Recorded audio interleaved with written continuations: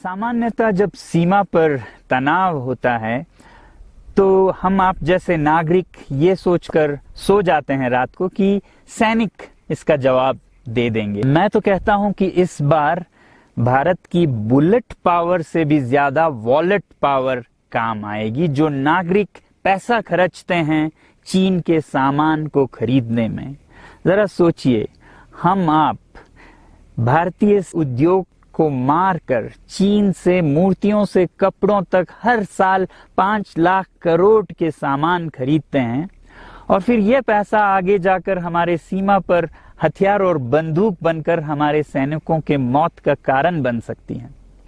और अगर हम ऐसा नहीं करते हैं तो कितनी बदनसीबी की बात होगी भारत के लिए, जरा सोचिए।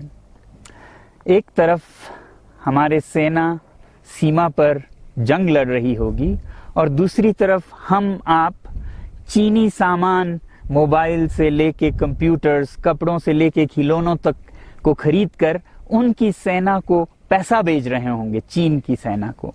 ये तो हुई हार्डवेयर की बात।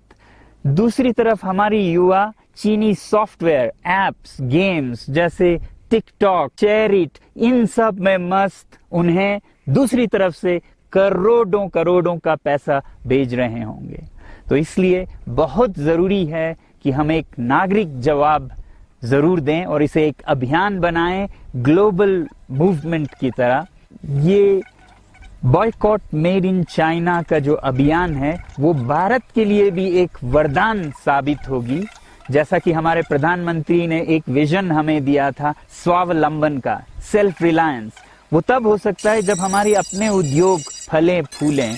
और जब हम बॉयकॉट करते हैं इन सामान का तो अपने देश के उद्योग का, उत्पाद का हम प्रयोग करेंगे और उससे मजदूरों को रोजगारी मिलेगी और सारा देश खुशहाल होगा।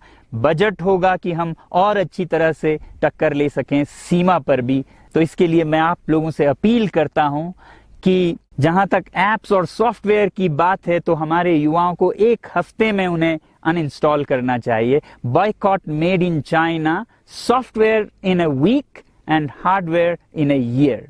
क्योंकि साजो सामान के लिए वक्त लगेगा हमारे अपने देश से और बाहर से विकल्प निकलने तक, तो उसे हम 1 साल के अंदर कर सकते हैं। संकट के समय में लोकल ने ही हमारी डिमांड पूरी की है, हमें इस लोकल ने ही बचाया है। लोकल सिर्फ जरूरत नहीं बल्कि हम सबकी जिम्मेदारी है। समय ने हमें सिखाया है कि लोकल को हमें अपना जीवन मंत्र बनाना ही होगा। इसलिए आज से हर भारतवासी को अपने लोकल के लिए वोकल बनना है। लोकल के लिए वोकल बनना है। न सिर्फ लोकल प्रोडक्ट्स खरीदने हैं बल्कि उनका गर्व से प्रचार भी करना है। मुझे पूरा विश्वास है कि हमारा देश ऐसा कर सकता है।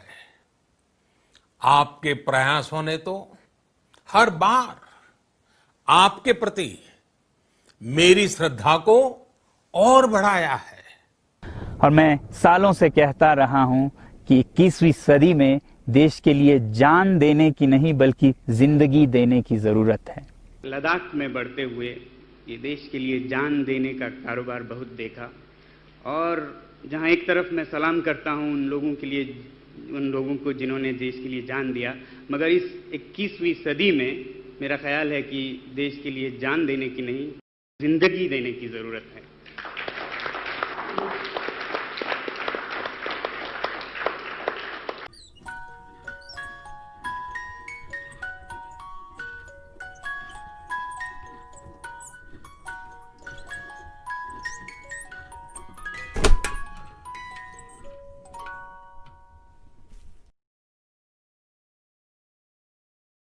तो आप भी निभाइएगा अपना रोल।